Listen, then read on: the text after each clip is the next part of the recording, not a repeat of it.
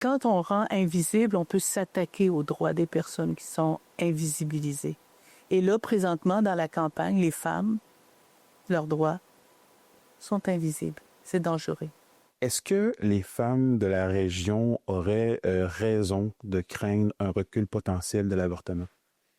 Oui, certains. Je pense que les femmes de la région, toutes les femmes du Canada ont des craintes, pourraient craindre un recul sur cette question-là. En région, oui, il y a des services, il y a une certaine ouverture, mais pour certaines femmes, ça veut dire faire beaucoup de kilométrage, ça veut dire chercher du transport.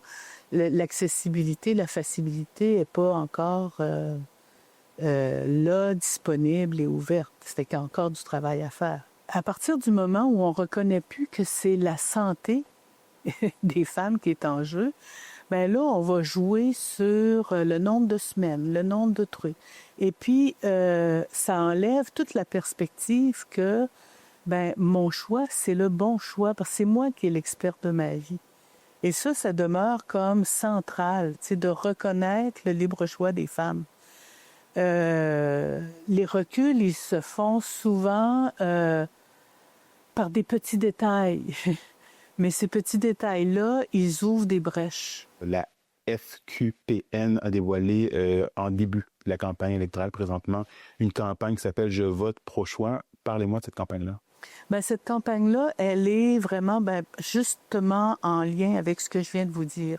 Je vote pro-choix, c'est que je vais voir les candidats et je leur demande c'est quoi leur point de vue sur la question de l'avortement, sur la question du libre choix des femmes en concernant leur corps, leur santé, et d'appuyer les candidats qui se prononcent clairement pour protéger ce droit-là. Alors, cette campagne-là, elle avait pour but de sensibiliser les candidats, mais aussi de les inviter à s'engager dans la protection de ce droit-là. En ce sens-là, qu'est-ce qu'on leur dit concrètement? Là, on parle évidemment des candidats qui sont régionaux, mais aux politiciens de ce monde, qu'est-ce qu'on leur dit concrètement pour leur dire, je vais dire ça comme ça, mais touchez pas à nos droits?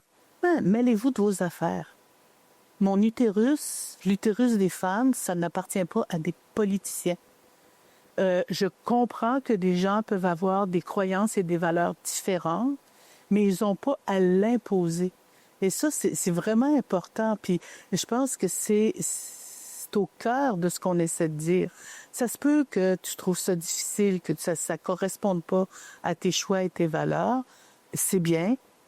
Impose pas tes choix et tes valeurs à ceux qui croient différemment.